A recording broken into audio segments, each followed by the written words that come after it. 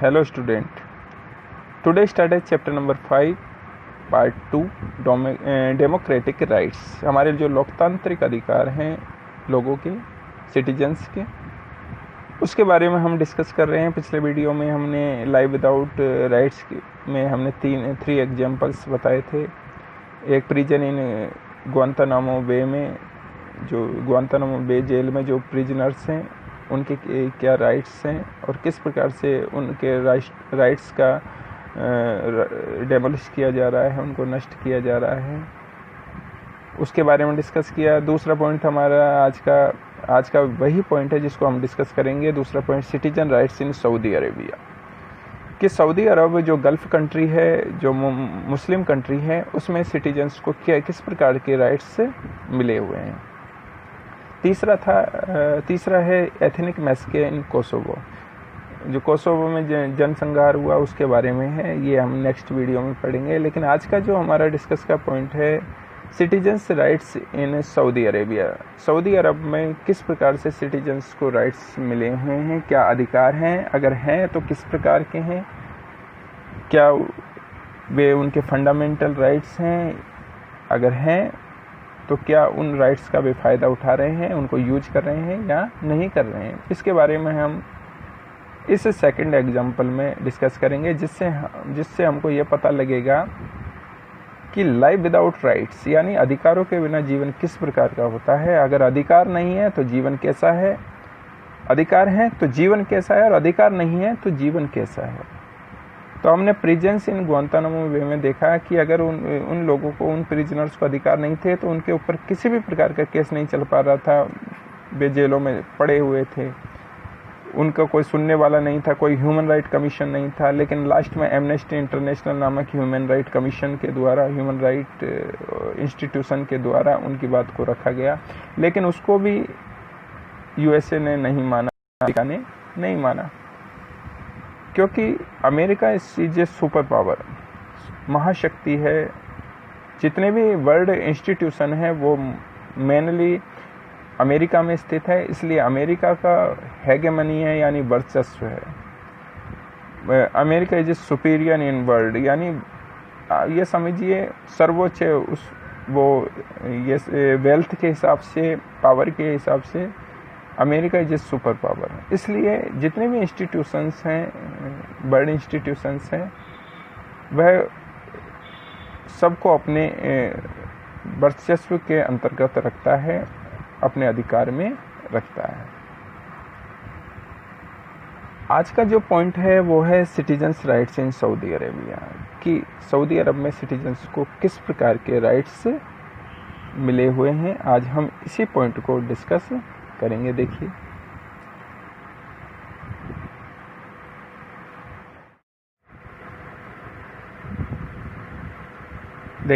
The case of Guantanamo Bay looks like an exception, for it involves the government of one country denying right to citizen of another country. देखिए Guantanamo बे का जो उदाहरण है एक अपवाद है। क्यों? क्योंकि इसमें एक देश की सरकार दूसरे देश के नागरिकों के अधिकारों का उल्लंघन कर रही है। ये एक्सेप्शन है। हम जो एग्जांपल पढ़ रहे हैं उसमें सऊदी अरब ही एक देश है, इसमें दूसरे देश का किसी प्रकार का इंटरफेयर नहीं है। जबकि ग्वांतानामो बे में क्यूबा और जो 9/11 जो इंसिडेंट हुआ था उसमें जो पकड़ में आए थे, जो अलकायदा के लोग थे, वे लोग थे किसी दूसरे देश के, जिनको क्यूबा में रखा गया था। तो कहने का अर्थ है कि इसमें एक देश से रिलेटेड नहीं है, बल्कि इसमें एक से अधिक देशों का आपस में रिलेशन है।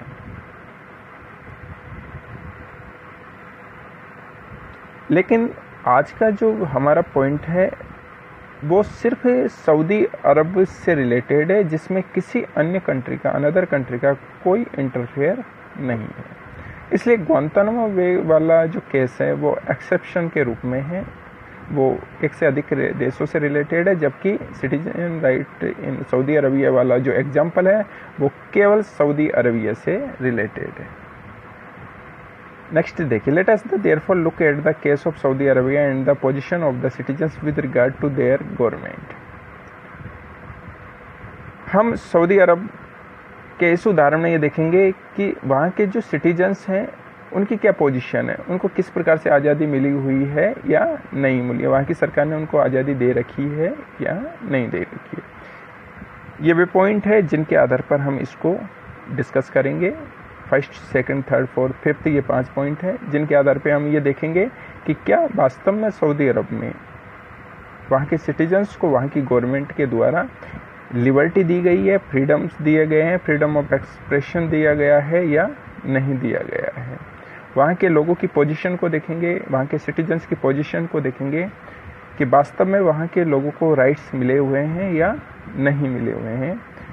तो these points are described rights of the citizen of Saudi Arabia, यानी ये वे पॉइंट है जो डिस्क्राइब करेंगे, व्याख्या करेंगे कि वास्तव में वहाँ के लोगों को ये अधिकार मिले हुए हैं या नहीं मिले हुए हैं। तो ये 5 पॉइंट्स हैं जिन्हें ये important facts of the Saudi Arabia ruled के हैं, यानी सऊदी अरब के जो शासन है वहाँ के ये इम्पोर्टेंट फैक्ट्स है जिनके आधार पर हम सिटीजन्स की कंडीशन एंड पोजीशन को डिस्क्राइब करेंगे। तो देखते हैं, इसको हम PDF फाइल के द्वारा देखेंगे। यहाँ देखिए, Citizens' rights in Saudi Arabia. The case of Guantanamo Bay looks like an exception, for it involves the government of one country denying right to citizen of another country. मैंने इसको बता दिया कि वो एक एक्सेप्शन है। Guantanamo Bay वाला जो केस है वो एक्सेप्शन के रूप में है, अपवाद के रूप में है, क्योंकि वो 2 कंट्रियों से रिलेटेड है, जबकि आज का हमारा जो पॉइंट है वो सिर्फ और सिर्फ सऊदी अरेबिया से रिलेटेड है। तो देखिए, important facts related to Saudi Arabia, यानी इसके जो सऊदी अरेबिया के जो इम्पोर्टेंट फैक्ट्स हैं सिटीजन राइट्स से रिलेटेड वो ये हैं। देखिए, सबसे पहला पॉइंट है, the country is ruled by a hereditary king and the people have no role in electing और changing their rulers. Saudi Arabia में मोनार्की सिस्टम है, यानी राजशाही है। वहाँ का जो शासन चलता है वहाँ एक ही वंश का शासन चलता है। And the people have no role in electing और चेंजिंग देयर रूलर्स, और वहाँ के लोगों को वहाँ के रूलर्स को इलेक्ट करने में किसी भी प्रकार की कोई भूमिका नहीं होती है, ना उनको वे चेंज कर सकते हैं। यानी वहाँ के रूलर्स को इलेक्ट करना, चुनना या उनको बदलने में वहाँ के लोगों की किसी भी प्रकार की कोई रोल नहीं होता है। क्यों? क्योंकि वहाँ हेरिडिटरी सिस्टम है, वहाँ राजा हेरिडिटरी यानी वंशानुगत होता है, एक ही वंश का होता है और वह पीढ़ी दर पीढ़ी चलता रहता है। इसलिए वहाँ मोनार्की सिस्टम है, राजतंत्र है, राजशाही शासन है। सेकंड पॉइंट है, the king select the legislature as well as the executive. अब क्या होता है कि मोनार्की सिस्टम में राजा ही सब कुछ होता है, the king is a superior. तो राजा क्या करता है, वहाँ के लेजिस्लेचर और वहाँ की एग्जीक्यूटिव के लोगों का चुनाव करता है। राजा के द्वारा ही लेजिस्लेचर और एग्जीक्यूटिव का निर्माण होता है, जबकि डेमोक्रेसी में लेजिस्लेचर और एग्जीक्यूटिव बाय द पीपल बनती है, यानी लोगों के द्वारा बनती है। People elected all the members of legislature and executive in democracy, यानी डेमोक्रेसी में लेजिस्लेचर और एग्जीक्यूटिव के जितने भी मेंबर्स होते हैं वो लोगों के द्वारा यानी पीपल्स के द्वारा इलेक्ट किए जाते हैं। जबकि मोनार्की सिस्टम में किंग सेलेक्ट करता है, नॉट इलेक्ट, सेलेक्ट करता है, चुनता है लेजिस्लेचर और एग्जीक्यूटिव के मेंबर्स को। ही अपॉइंट द जजेज and can change any of their decision. राजा के द्वारा यानी शासक के द्वारा ही, जिसको शाह के नाम से जाना जाता है सऊदी अरब में, शाह, सऊदी अरब में शासक को शाह कहते हैं, शाह। किंग को शाह कहा जाता है।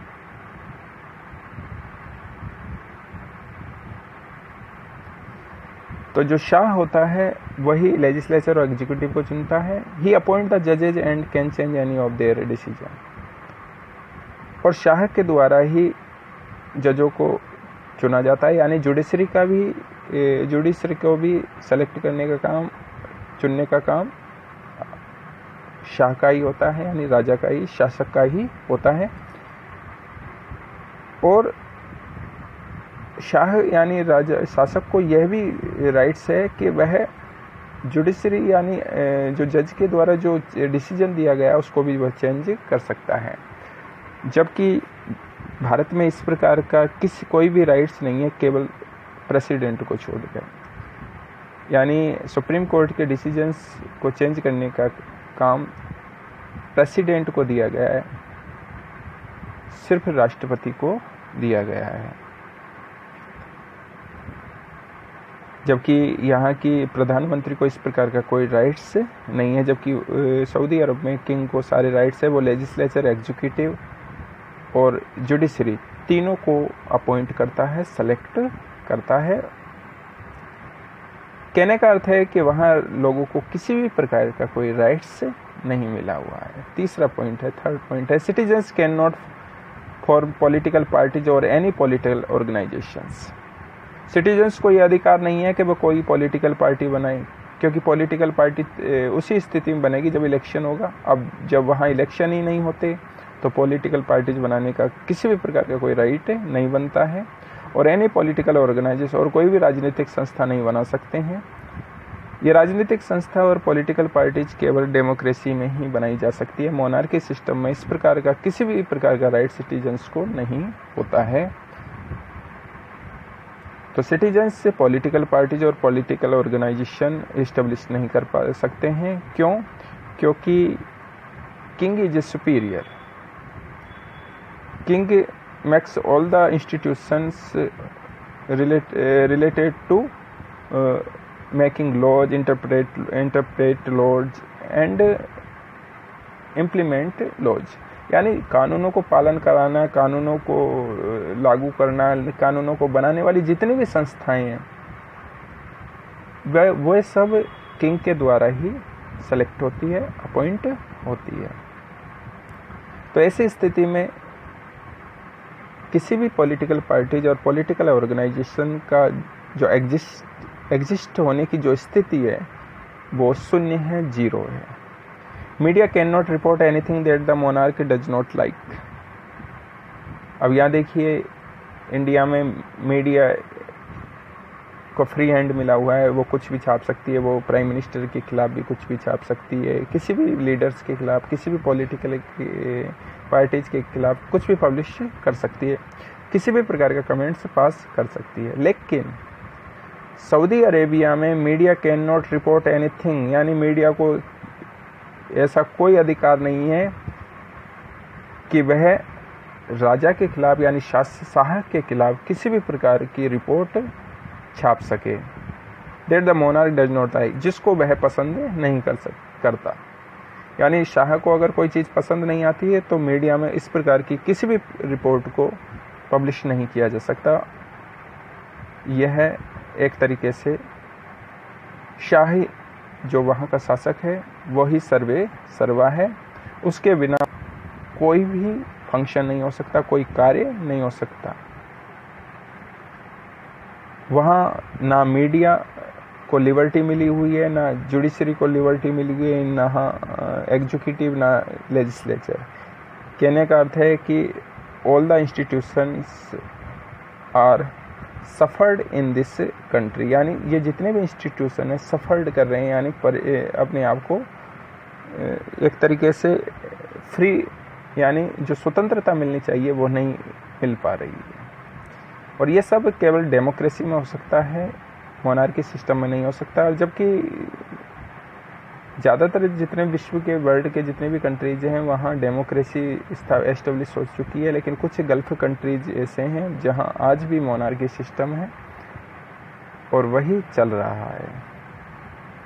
और मोनार्की सिस्टम में किसी को ये राइट्स नहीं होता कि वह राजा की आज्ञा के बिना राजा के खिलाफ कुछ लिख सके, राजा के अगेंस्ट कुछ पब्लिश कर सके, राजा के खिलाफ कुछ अपने बोल सके, कुछ बातें कह सके। इसलिए किसी भी प्रकार की फ्रीडम से किया सोचना कि फ्रीडम ऑफ एक्सप्रेशन होगा, freedom of publishing any reports होगा, कुछ नहीं होगा।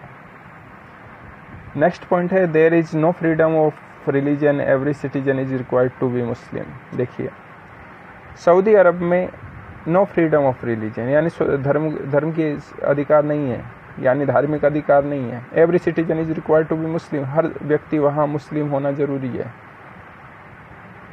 और मुस्लिम व्यक्ति ही वहाँ का नागरिक हो सकता है। अगर हम यह सोचते हैं कि वो सेकुलर कंट्री है तो Saudi Arabia is not a secular country. Saudi Arabia is a religious country, यानी धार्मिक देश है जिसका केवल एक ही धर्म है, मुस्लिम और मुस्लिम।